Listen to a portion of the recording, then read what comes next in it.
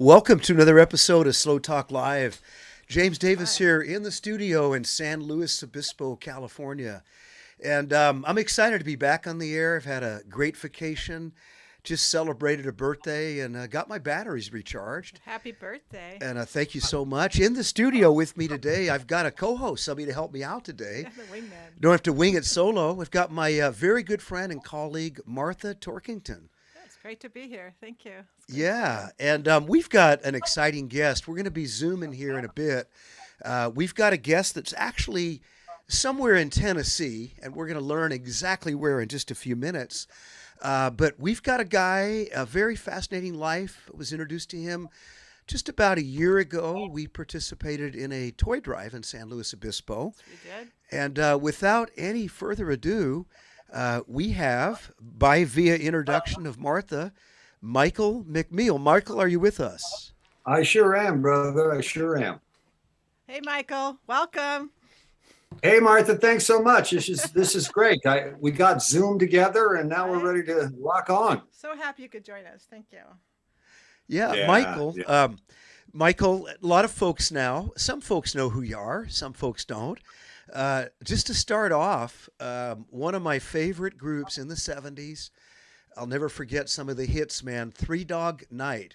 And for a time, you played drums with Three Dog Night, and you've actually continued on that legacy with the 3DC, Three Dog Night Celebration Group. And Michael, for our viewers, just to kind of clue them into who you are, man, we'd like to play a clip with your permission of one of the songs you did. Of course, of course. Maybe you can introduce this. This was their first hit, I think.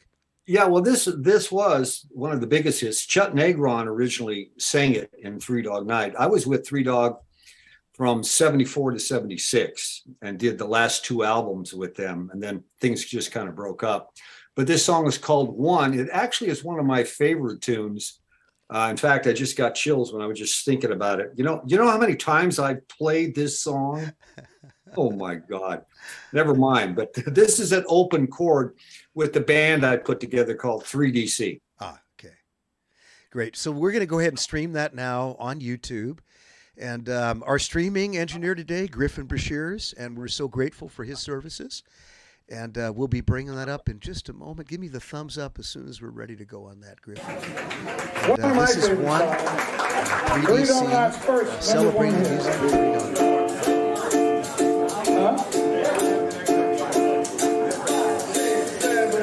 One is the loneliest number that you'll ever do. Sing along, good. Two can be as bad as one. It's the loneliest number since the number one. Oh,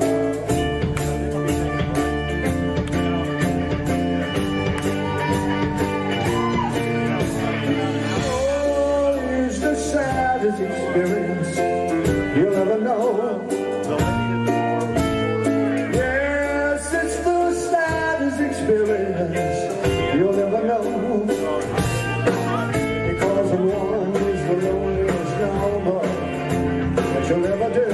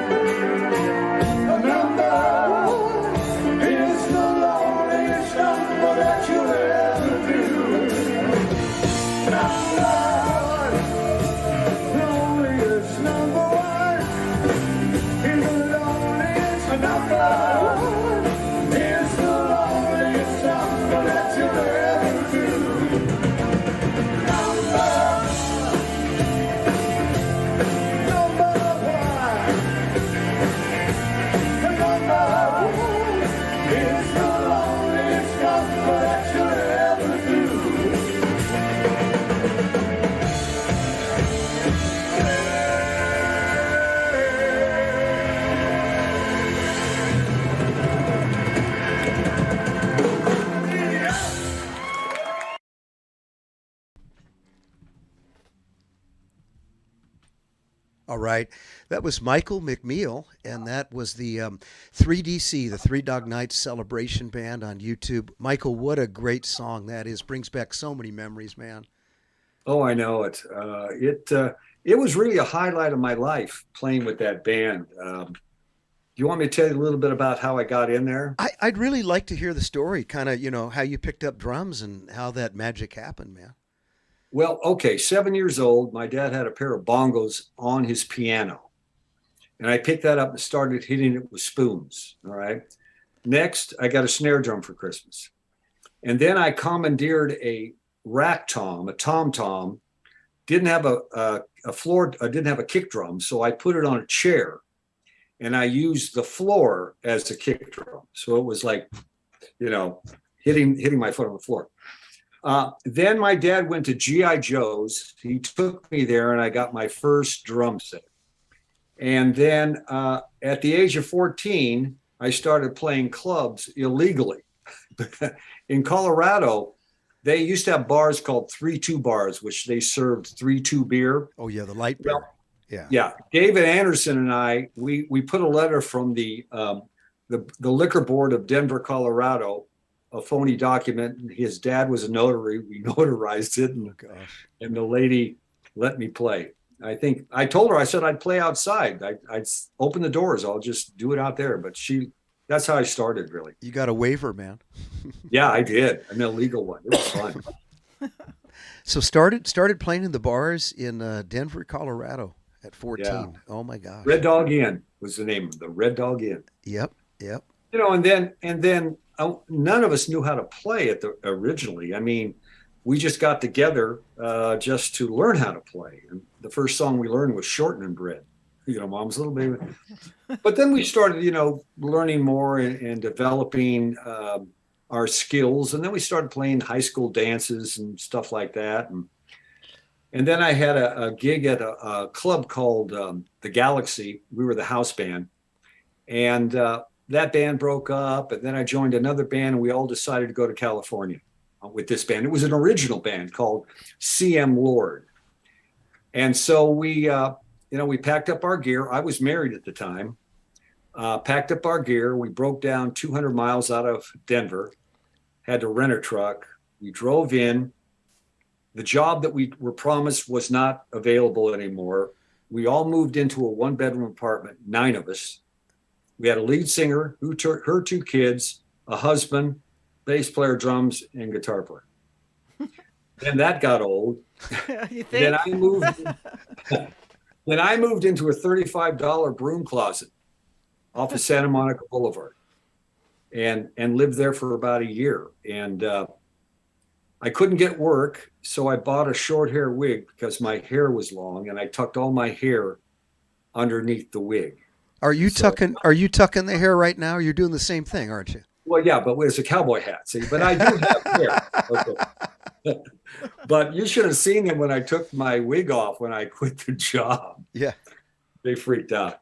And so I lived with a young lady named Raspberry. This was, during the kind of like the love movement, right? Middle name was Sunshine, of course. Yeah, of course. Raspberry Sunshine McGillicuddy, I think it was. Oh, name and last names now. Here we go. Yeah. Okay. Rockstar expose. Raspberry. Anyway, she was good friends with a guy named Al Siner, who used to be with the Young Americans. And he was in Rufus and Shaka Khan. Ah. So Rufus broke up.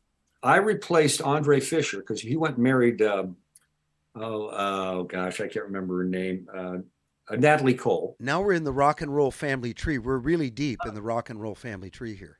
Yeah, no kidding. And so I started doing session work with that band. And we did Carl Carlton, Everlasting Love album, Frida Payne, Out of Pain Comes Love. I did Flash Cadillac and the Continental Kids. I mean, I did all kinds of stuff. And the producer who was producing all these records said, listen, Three Dog Night is breaking up. You want to join? And so the whole rhythm section left, and then we came in and started playing with Three Dog Night. Wow. Nice. That's a great story, Michael. I just love that. It's crazy. And, I had just stopped doing drugs at that time, but everybody else was full blown. So Wow. it was strange to say the least. Yeah, to be the fly on the wall in the middle of that rock outfit at that time. Wow. Yeah. But it was amazing. We had our own jet and, limousines everywhere. And being on the road, well, gosh, it's tough. And if you're on the road for 3 or 4 or 5 months and it's like night after night after night, you don't get to do anything other than you're on the same stage because they tote that around.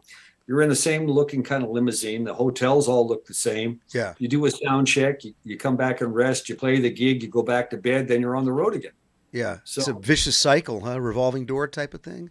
it really is. Really is. But did you guys play, excuse me a second, Michael, did you guys play the Fillmore West or Winterland up in San Francisco? I never did. I don't know I replaced Floyd Sneed, right? Who was a wonderful drummer. Yeah. They might have at that time, but I did not. We toured Japan and all Canada and through all the United States. I didn't go to Europe at all. I'm not even sure if the band did, but I played on the last 2 albums, which was great, and then things just kind of got weird, and believe it or not, I became an actor. Really? You did. I did. You've been hiding things from me, Michael. You got this Well, I story. have to. I have to keep the mystique up, Martha. So okay, I got it now. Yeah. There's But more. We may just lay the mystique white out today. I'll look out. Gosh. But do you still want to hear more? When you say dabbled in Hollywood, actual acting type of stuff? Oh gosh, I did a lot of movies. John Travolta lived in the same building as I did when he was doing Welcome Back, Kotter, and I was doing Three Dogs. So I'd go see him, he'd go see me. And do you remember Harvey Lembeck in the Beach Blanket Bingo movies?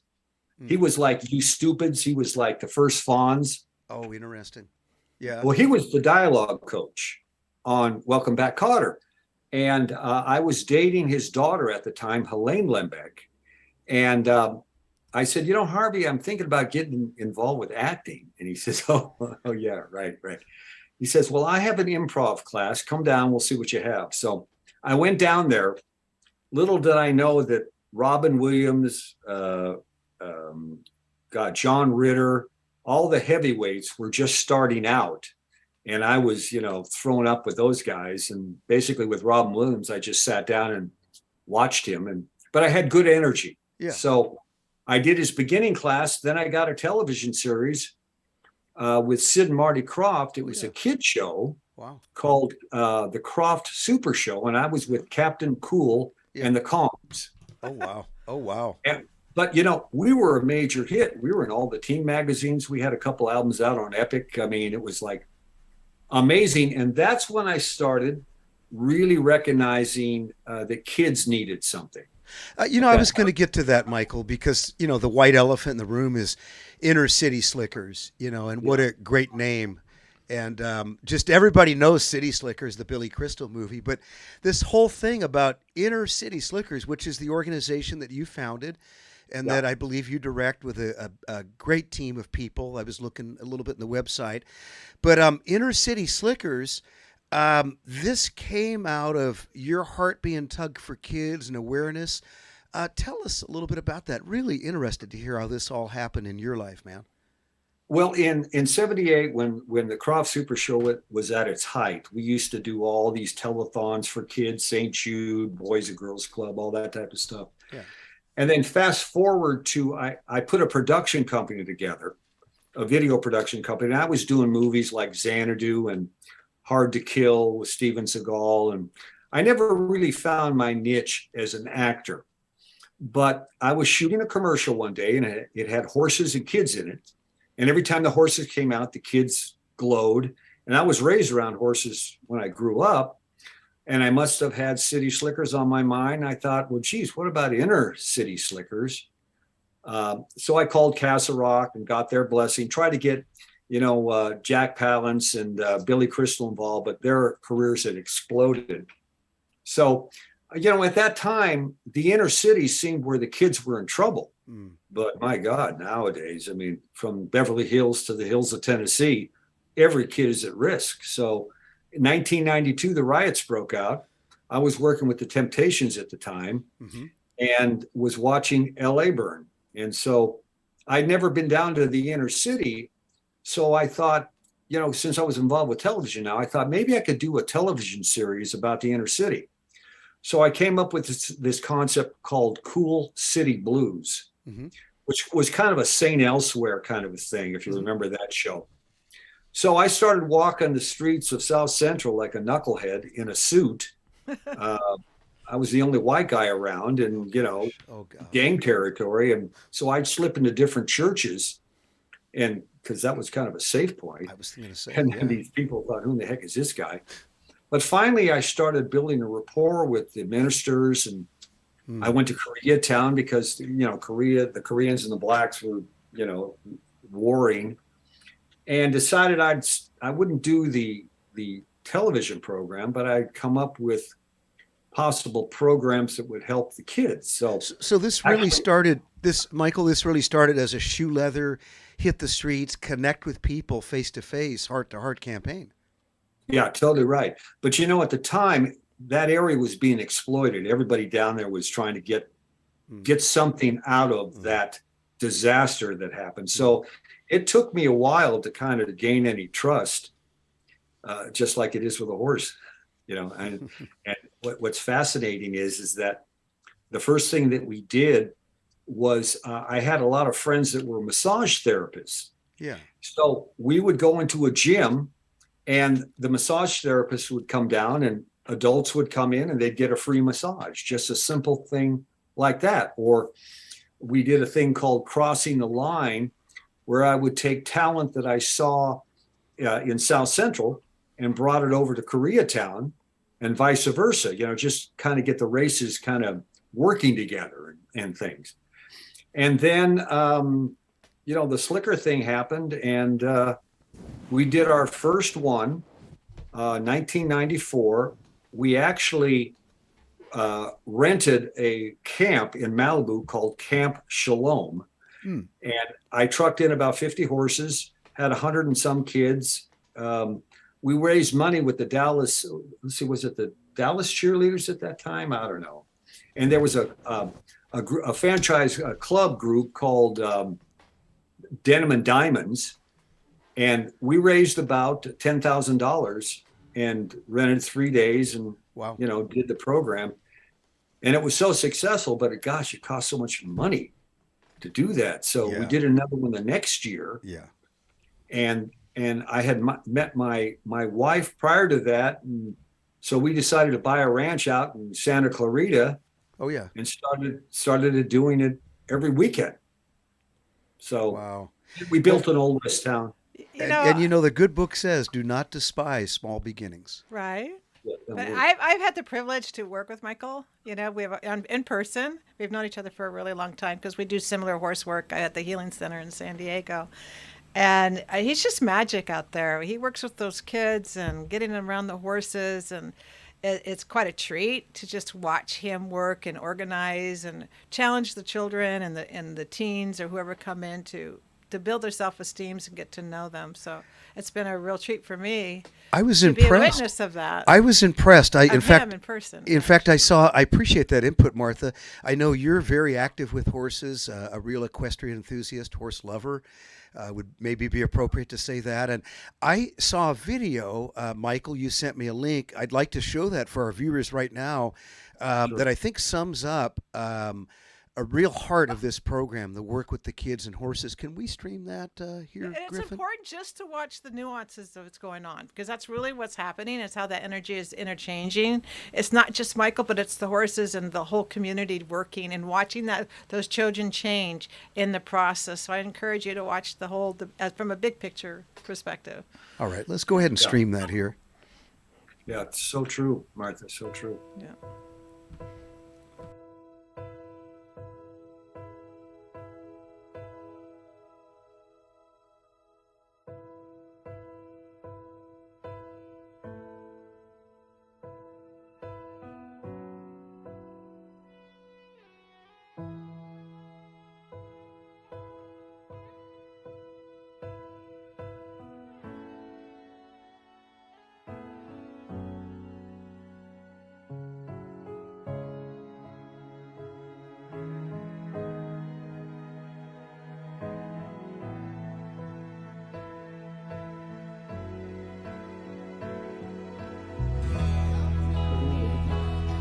Oh, yeah. Now, let's make sure they're ready. You guys are ready? Okay. Anytime. You can do it, Tit. Right. Don't sit stiff as a board. Keep those arms in. Oh, God. Here she goes. Whoa! Seriously, there is a certain space that comes up when you... You're good. You got it. You got it, Coach. You got it. Okay, I've been through this. I can... God.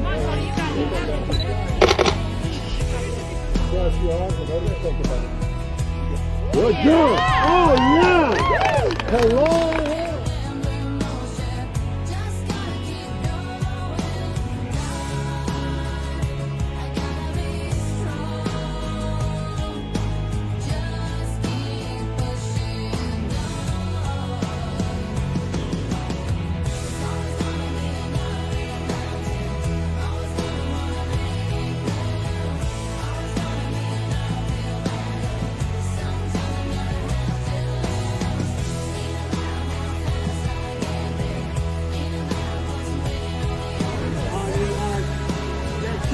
Go! All right, He's moving up. He's looking good. Up on the shoulder, go another shoulder. He's moving forward.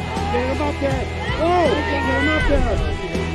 Another one, get him up there. All right, good. One more. Oh, get him in there. All right, come on down. Come on, slide down. Time.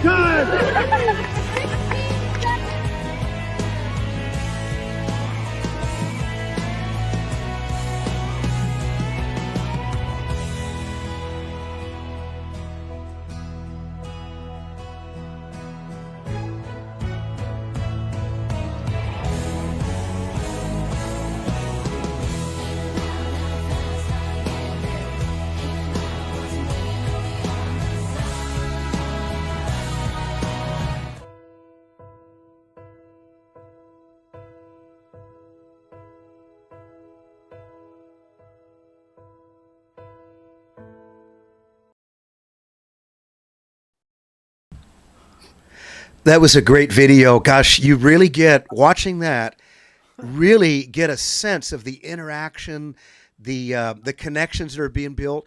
You know, Michael, a couple of things you mentioned to me while that video was streaming.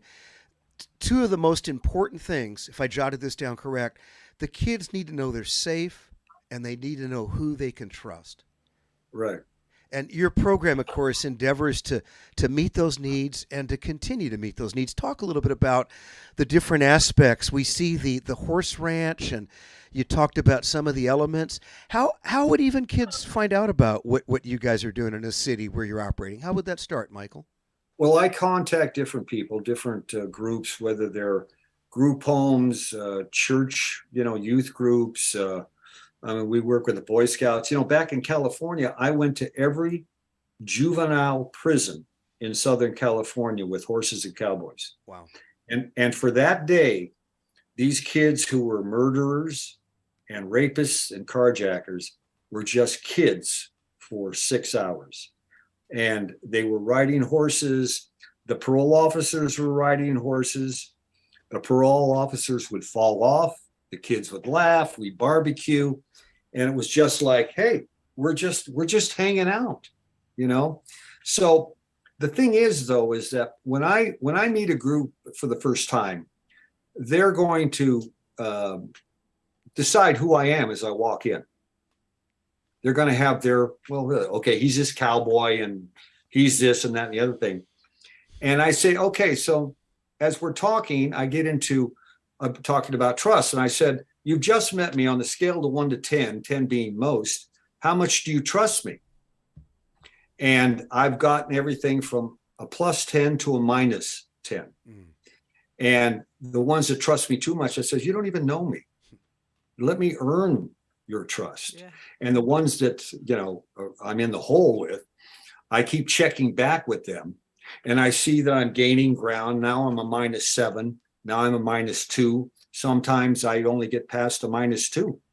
Yeah. But, it's like, it's so important that the young people today, especially kids, because gosh, I don't know how to say it other than they're being sexualized. I mean, at an early age, I mean, sex is like happening, and they don't know what a good man is.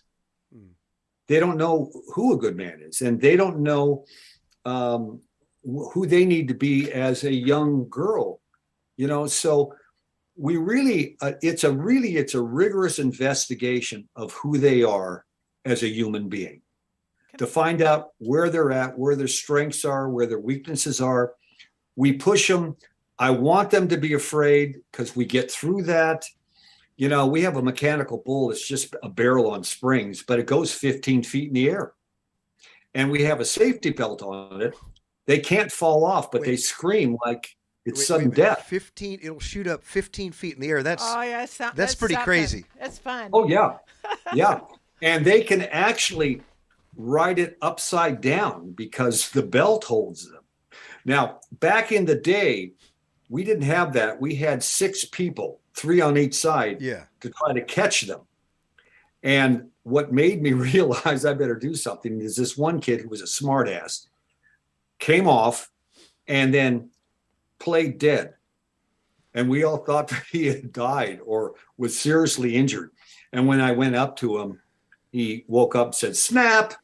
You know, so I designed it. I had to get something, you know, to really make sure they couldn't come off. But yeah. And then we do the fall of faith. I mean, in that video, some kids were falling.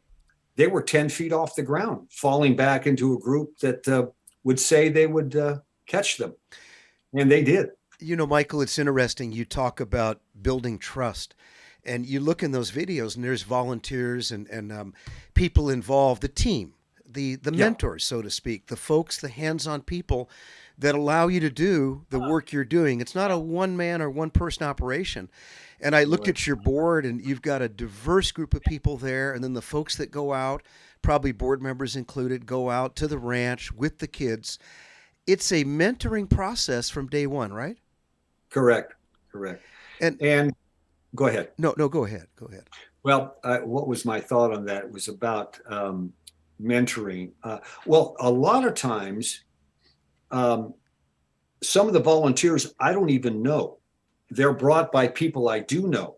So at the same time, the kids are learning. See, back in California, which was really diverse, it's a melting pot. We had Asians, blacks, Koreans, whatever. I did a Slickers with 4 Korean kids that couldn't speak English. We just did sign language. But, you know, I always wanted to get a group of kids together of different backgrounds, different ethnicities, and see where our gifts are. You know, back then I was working, you know, Martin Luther King knew he was not going to conquer racism in his lifetime, but he knew he had to do it.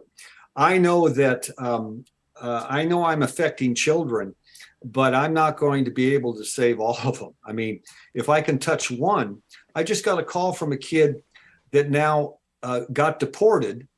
He was illegal. I don't know how, but I worked with him in 2002 at my ranch in California, and he reached out to me, and now he's back in Tijuana. And so I'm working with him to see if I can get a visa for him to come back into the States because he has a brother and sister here. I got a phone call from a kid that did my first Slickers, who's now the head chef at Amtrak. Wow. So out of the darkness comes this ray of light with letters and things that kids actually have benefited from what we do. You know, Michael, I was going to say, oftentimes there's a few stories you shared. There's probably hundreds that you never get a good understanding, but the few that we get, the glimpses. I was in a supermarket about 5 years ago, and I came here almost 20 years ago to San Luis Obispo, started a foster family agency. We had a youth mentoring program in juvenile hall, eventually moved that into the foster homes to support the parents. And I was out shopping with one of my sons at Ralph's Market, and a couple of girls walked by, and they turned back around and said, "James, Mr. James." And I recognized them, but I didn't remember their names. They remembered mine. They reminded me who they were. And then they got excited, and they reached over, and they called their dad over. And I'd never met the dad. when we got these girls, they were separated from their parents. The parents had to go through some, I think, domestic violence, substance abuse classes. But bottom line, they were eventually restored. I didn't know it. And I walked in to a restored family unit in a supermarket with big hugs, and a gentleman that gave me a big hug never met me and was thanking me profusely.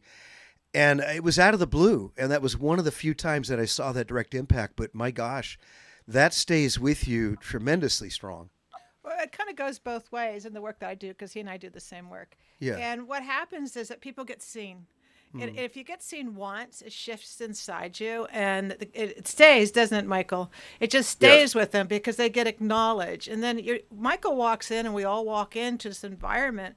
There's no agenda. There's no one, any pretenses or anything. Everyone gets to be exactly who they are and what they are at that moment. And they get to stand in their own individuality and get to go through these experiences and find that which is in them. And that's what sticks. That's what stays. And so there's a big gift, because once you get that shift, they don't go back. They get to go and live off that and jump off that. Wouldn't you say that's true, Michael? Yeah, I do. And gosh, you were saying something that I thought was very important in regards to, what was it? It was about building trust, but it slips my mind. It'll probably come back later. Yeah. But it's giving them it's giving them acknowledging them, and that builds trust, because there's just no agenda. There's absolutely none. And I know what it was. The greatest gift you can give anybody is just acknowledging who they are. Exactly. Just acknowledging. And and I bet you Martha agrees. Actually, my best trainer has been horses. Right. They can't talk to you. You've got to be present in every moment, watching everything that they do, from a flick of a tail to an ear turn to shaking a fly off to whatever. And if you're present enough, you can see things that other people don't see.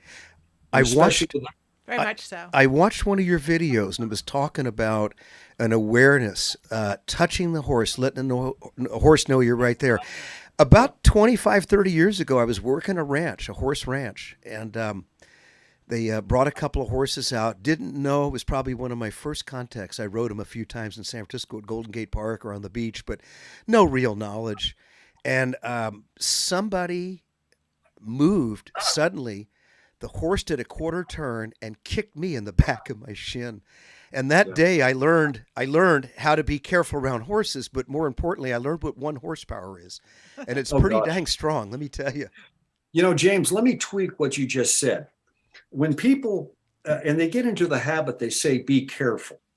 For me, that makes me tentative. That makes me kind of walking on eggshells. Just be aware of your surroundings. See, Exactly. if you're aware of your surroundings, then you know what to do.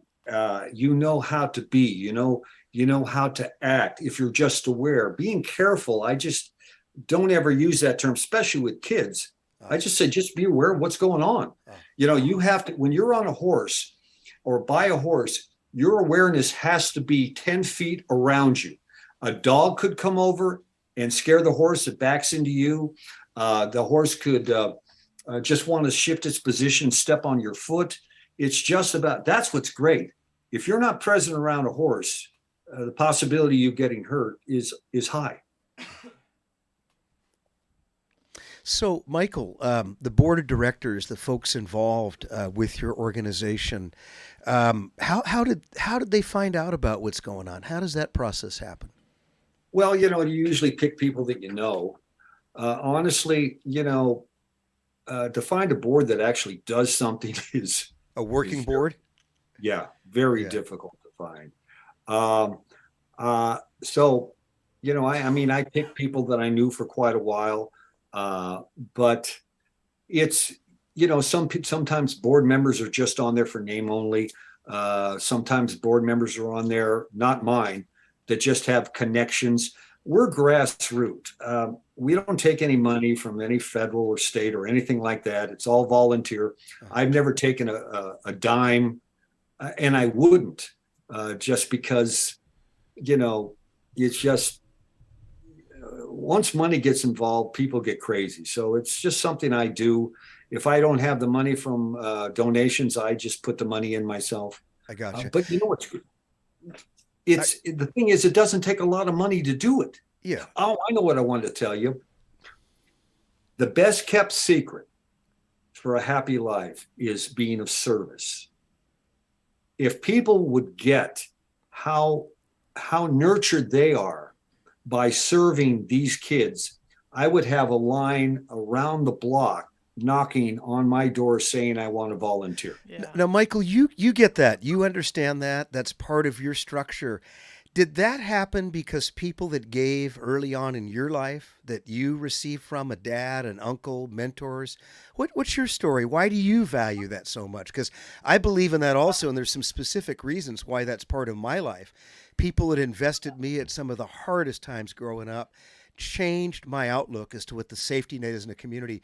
I just want to hear a little bit about your story. What makes you tick? How did you arrive at that point, man? That's a very good question. I did not have that growing up. And I can actually feel some emotion coming up about that, not having that. I'm not sure what it was. Being a rock and roller, my first marriage fell apart. I had a daughter, which I had no contact with. I don't know. I couldn't tell you. But you saw at some point the story that I'm hearing emerge at some point through the riots, through your contact with kids in the entertainment industry, the benefit of horses. Somehow all these streams came together to create this beautiful ongoing work that is obviously so impactful and a real part of you and a team of other people. And so it just seems to be so integrated as the person you are, man. My dad and mom broke up when I was 5. And at that time, I made a decision that, okay, this is going to be good for me. I'm going to be independent. I'm going to have to do it myself. But honestly, as I look back and I feel the emotion coming up, that, having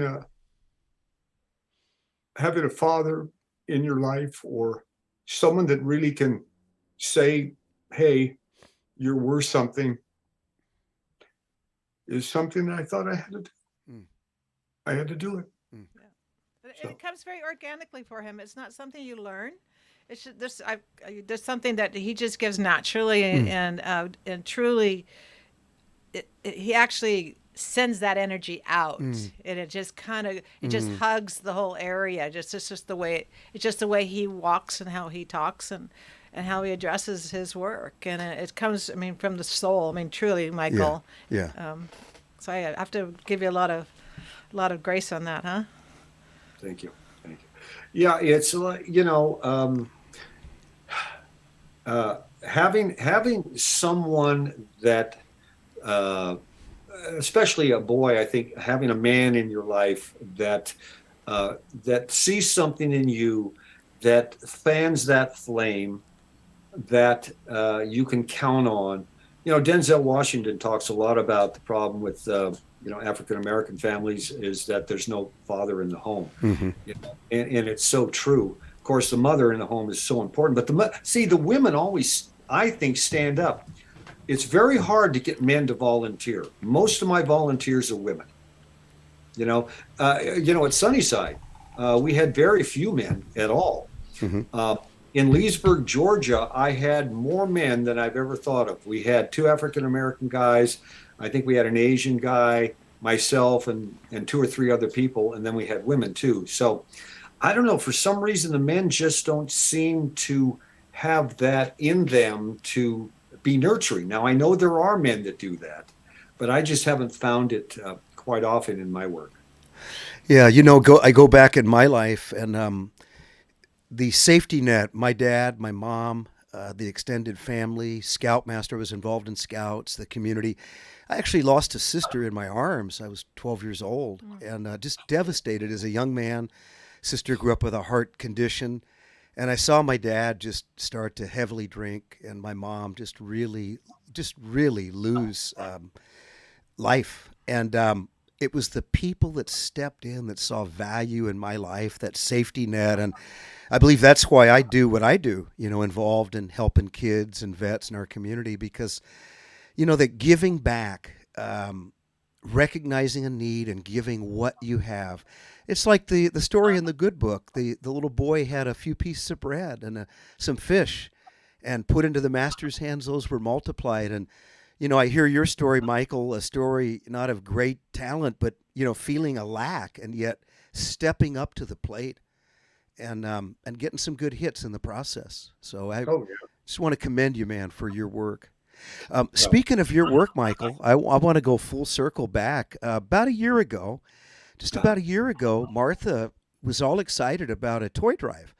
And I forget the exact name, Toys Across America or something, but we participated that locally and saw a lot of local kids have brighter smiles at Christmas time that would not have had that unless it was for some sponsors and some organizers and people like you and Martha that did that. Would you guys talk a little bit about what that's about and what you do every year in regard to toys? Well, you've got Pamela kind of running that up, right? So I talked to her yesterday, and we've got toys coming in from PetSmart, right, Michael? Yeah, 10 years ago, Pam Markovitz walked into a PetSmart and saw these little stuffed animals, and she says, "What are these about?" And she says, "Well, we give them to charities." So at that point, we got like 50 of them, and we had a pizza party at the Gondolier in right outside of town. Yeah. And then last year, we gave 12,000 away.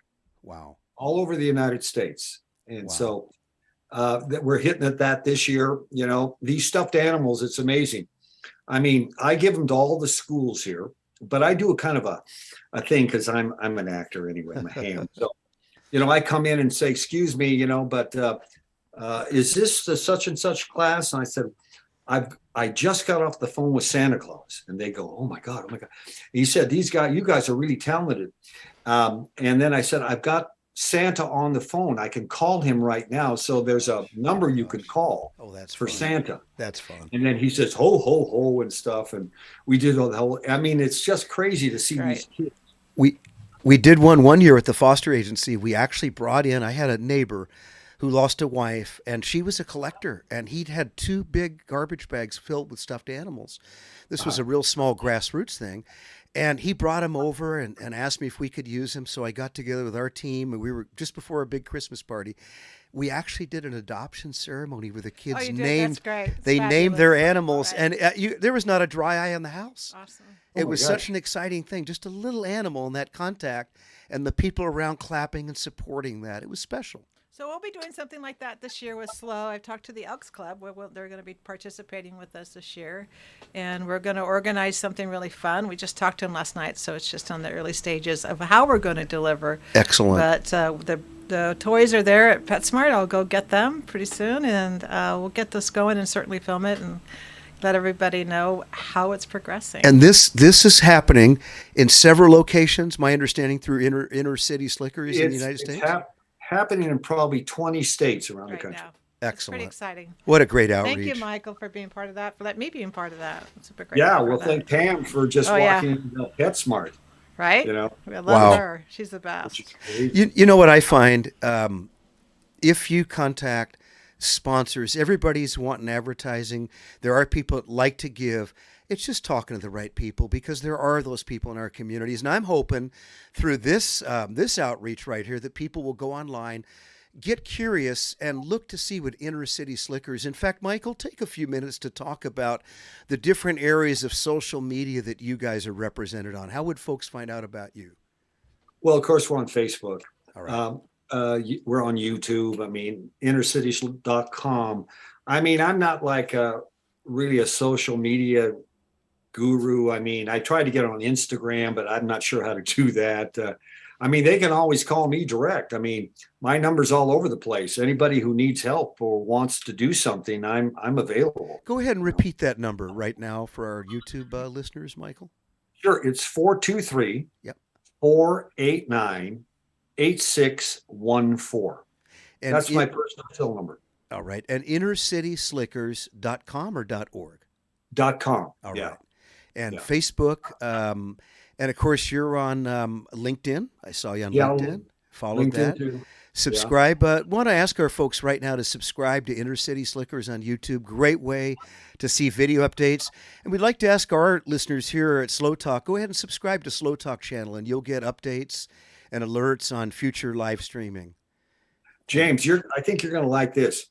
In the spirit of service, right? Yeah. I have created a music YouTube channel. Oh, that's right. Called Mickey's Place. And I've turned my recording studio into a television studio. All right. And I do a 6-camera shoot of local talent here. And we have some great people. And we just started it a couple of months ago. But it really is, I mean, I was amazed that all these people were here. I had a sax player who played with Booker T and the MGs, and Al Green and Little Richard and Chuck Berry when he was 16. So if you can get a chance, check that out. Mickey's Place, Mickey_S, Mickey's Place. See, that was my nickname when I was a kid. I Mickey. like it. Keep it going. You're still a kid, Michael. Oh, yeah. Okay, I will. We've got some friends in Nashville, a band called The Silent Comedy. Josh, Jer, I want to give a shout out to those guys. They're about 3 hours away.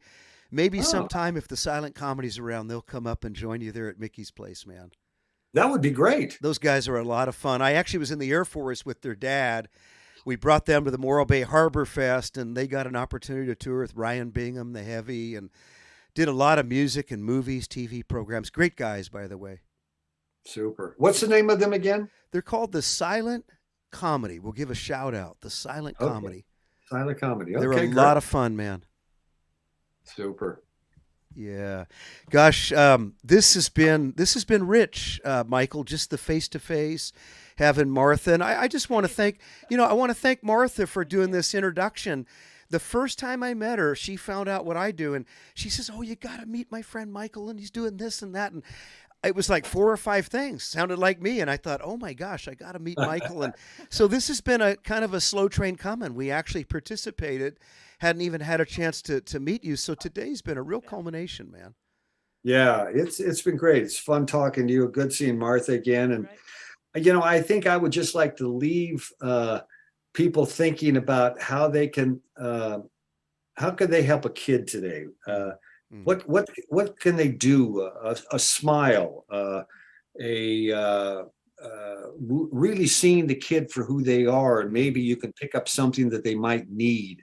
But I get my life out of being of service. I mean, that's it. Yeah. Music, of course, nurtures me and things, but honestly, this is it. This is it, and I'll be doing this until I cannot do it anymore. All right. Well, Michael, thanks again for being with us, being our guest on Slow Talk Live.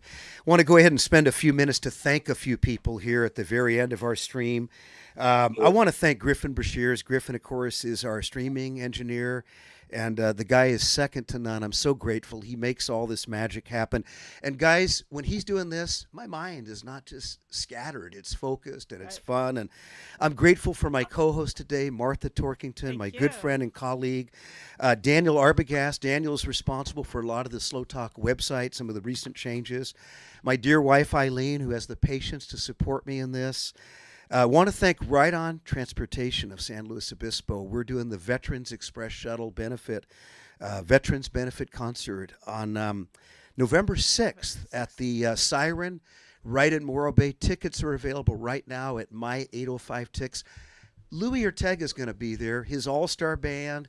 I think he's bringing a couple of sax players, not just one. I was there last year, and it was great. It was great fun. So everyone come out and join us there. And then his daughter, Talia Ortega. They've got a new album out called Ruby. Talia's going to be there joining the band. And I want to thank my friends at Platinum Peak Productions. They came out to our Vets event, and they've been a real sounding board for Slow Talk, some of the things we're creating here. And I want to thank all the viewers, all you folks that are on the other end of YouTube and are going to see this in the future. Thank you for tuning in and being a part of the magic that is Slow Talk. And then I want to give a big shout out to Slow Talk Podcasting Studio. A lot of people involved to make that happen. Basically, we provide development, recording, production, distribution for some of the best podcasts.